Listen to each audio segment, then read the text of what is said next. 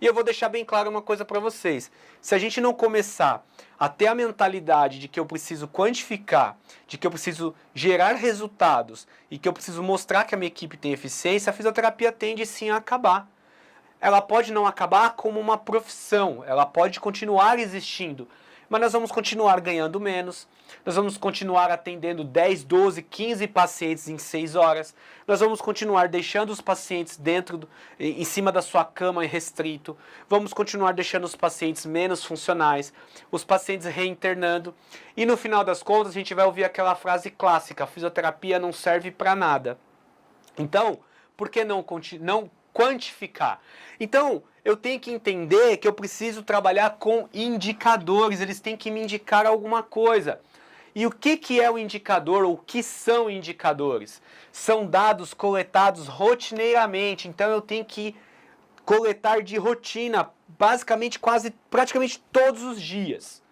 Eles têm que ser padronizados, então eu tenho que rodar o indicador com uma padronização de alguma coisa. Então, se eu vou fazer indicador de mobilização precoce, eu preciso ter uma padronização da minha mobilização precoce e uma padronização do que eu vou coletar nos indicadores.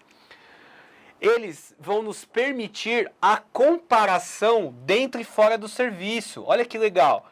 Então, se eu tenho um indicador X, eu posso comparar com o serviço de fora se os meus dados estão batendo, se os meus resultados estão adequados com a maioria do mercado, ou se estão acima, ou se estão abaixo. E aí eu vou tirar uma conclusão se eu preciso melhorar ou manter, né, ou fazer a manutenção do que eu estou fazendo no meu serviço. Ele vai me fornecer informações importantes sobre a característica de algum problema. Então, se eu quiser descobrir, solucionar um problema e monitorar ele, eu também consigo com o indicador.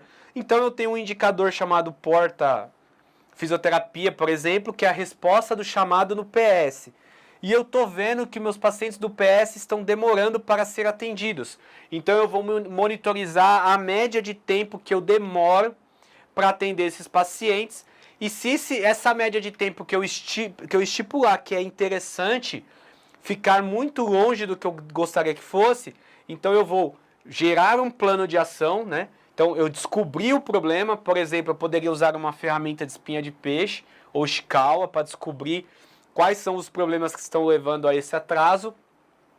E agora eu vou solucionar. Eu vou pegar, por exemplo, um 5W2H e vou descobrir e vou colocar ali como eu vou solucionar o problema.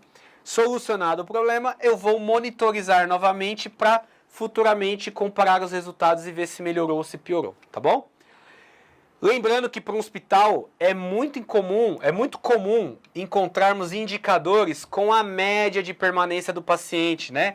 Se vocês repararem, a enfermagem ou a segurança do paciente, né, o núcleo de segurança do paciente, eles calculam a permanência média do paciente, eles calculam o número de dias que os pacientes ficam internados, eles vão calcular o número de alta no dia, a taxa de ocupação pelo número de pacientes leito, que é muito importante para alguns hospitais, índice de rotatividade, taxa de mortalidade hospitalar, que é extremamente importante. Se essa taxa sobe demais, o hospital pode até fechar.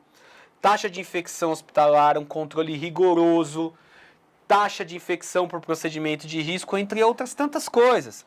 Vocês já viram reunião de núcleo de segurança do paciente, onde vocês discutem a incidência de perda de sonda, a incidência de queda, a incidência de flebite, a incidência de extubação acidental, a incidência de erro medicamentoso?